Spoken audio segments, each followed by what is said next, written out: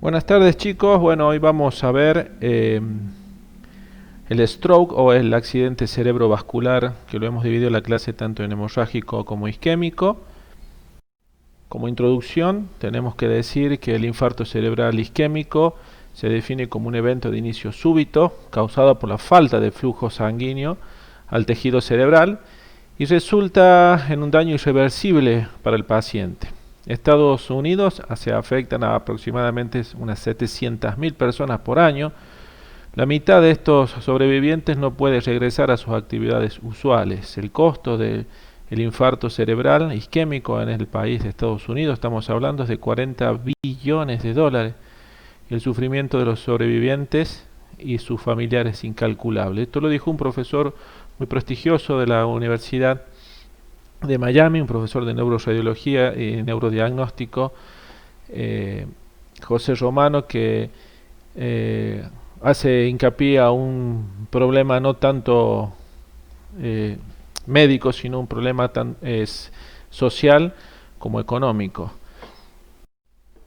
Las manifestaciones clínicas del infarto isquémico es muy compleja, puede abarcar desde una hemiplegia, afasia o disfasia, disartria, cefaleas, ataxia.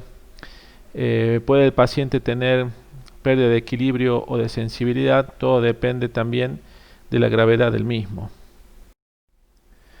Los factores de riesgo más importantes, el que en nuestro medio conocemos, es la diabetes, la hipertensión, el tabaquismo, la historia familiar, como así también el uso de medicación y drogas,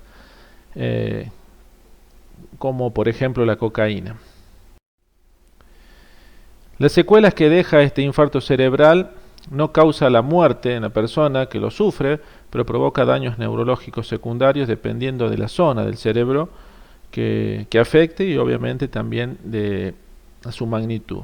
Produce invalidez, debilidad, parálisis, problemas en el equilibrio, problemas en el lenguaje, problemas en la memoria, disfagia, altibajos emocionales, depresión, etcétera. Como ustedes verán, es una patología muy compleja y muy difícil de llevar tanto para el paciente como para los familiares.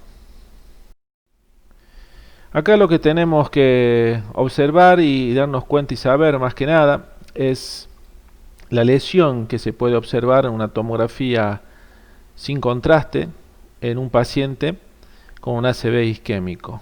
Esto es una imagen de una tomografía, la primera es una imagen de una tomografía normal que luego de 24 horas de presentar síntomas el paciente, se observa una imagen hipodensa de gran magnitud en el territorio de la arteria cerebral media, ya vamos a hablar de esto, con un sutil desplazamiento del cuerno anterior del ventrículo izquierdo, y luego de 48 horas ustedes pueden observar el infarto ya instaurado en la mitad o en el hemisferio cerebral izquierdo. Se le hace una cranectomía descompresiva, como pueden observar también en la última imagen. Este paciente fue operado seguramente también por un resangrado.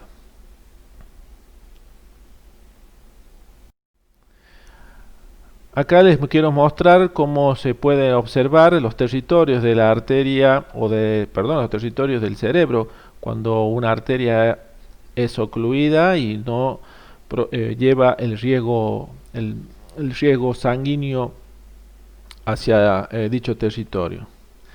La arteria cerebral anterior, cuando es afectada, ustedes van a ver este triángulo en el lóbulo frontal, puede ser obviamente derecho o izquierdo, en este caso izquierdo. La arteria cerebral posterior, como la hipodensidad en la tomografía es muy clara y pues se puede denotar en el lóbulo posterior cerebeloso o también, este es el lóbulo del hemisferio derecho, el lóbulo occipital, donde también puede tener infarto, como dijimos anteriormente, el lóbulo cerebeloso. El territorio de la arteria cerebral media, con gran magnitud, que ya vamos también a explicar, se dividen en territorios. El gráfico denota también exactamente lo mismo y es importante saber estas variaciones para el posterior tratamiento del paciente. La revista Radiographic nos muestra en un simple cuadro unas preguntas que es de suma importancia y nos divide los hemisferios, como dijimos anteriormente, en sectores para clasificar a los infartos o al ictus isquémico.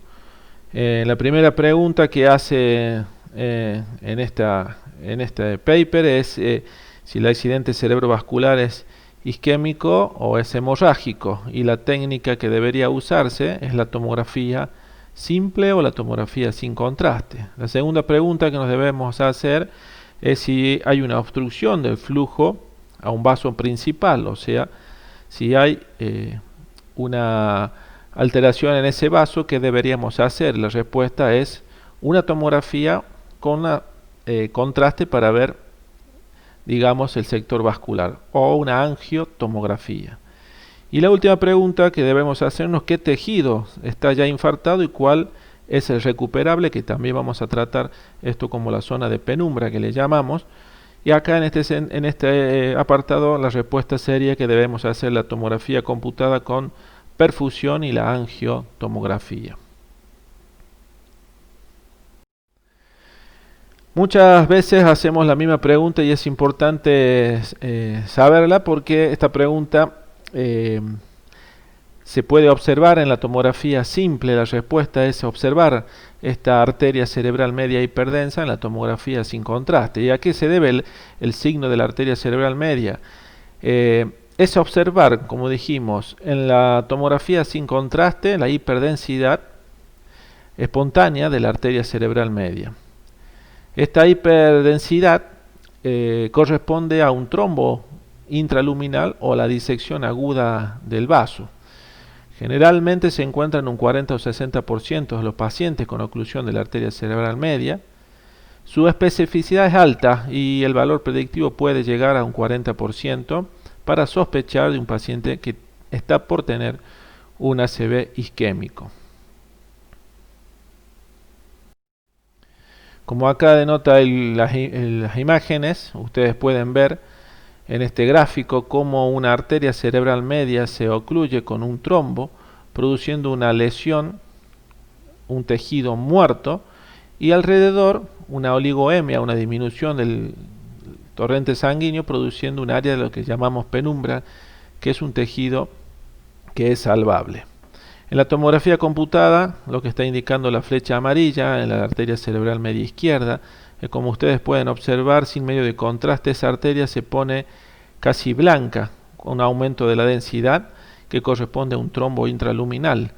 En la angiotomografía está denotada con la misma flecha amarilla la obstrucción de esa arteria.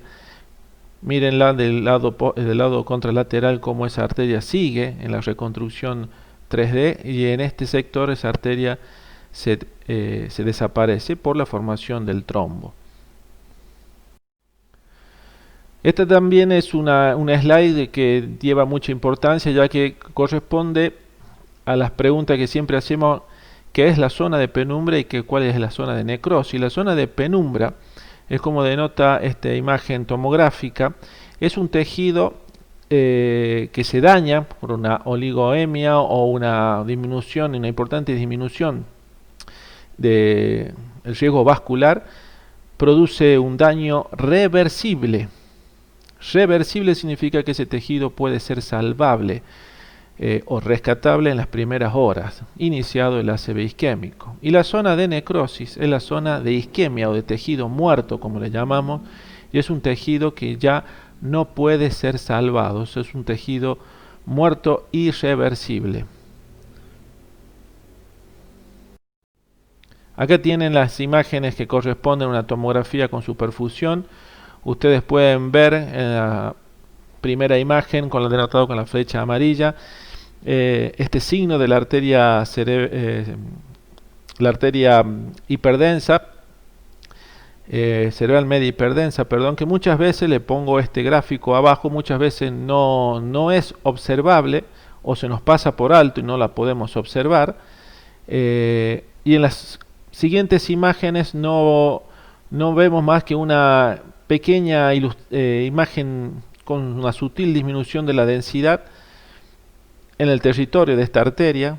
Ustedes pueden ver cómo el medio de contraste afecta la vascularización del cerebro, menos esta región que podemos observar acá, que corresponde al lóbulo frontal y temporal, perdón, al lóbulo temporal izquierdo. En la perfusión lo que podemos ver en la zona oscura es la zona de necrosis, más oscura, y la zona de penumbra que se sitúa a su alrededor.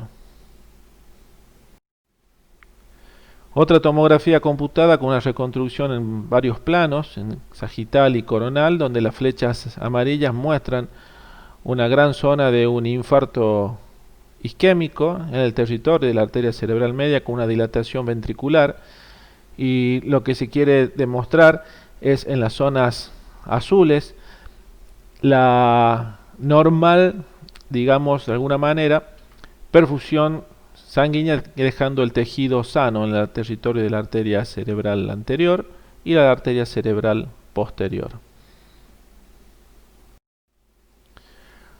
Otra imagen que corresponde a una tomografía axial sin medio de contraste, donde pueden ver un gran triángulo, una gran hipodensidad localizada en el lóbulo, en el hemisferio cerebral izquierdo, en el lóbulo temporal y parietal, donde se produce un desplazamiento de la línea media en este paciente por la gran afección de esta lesión isquémica.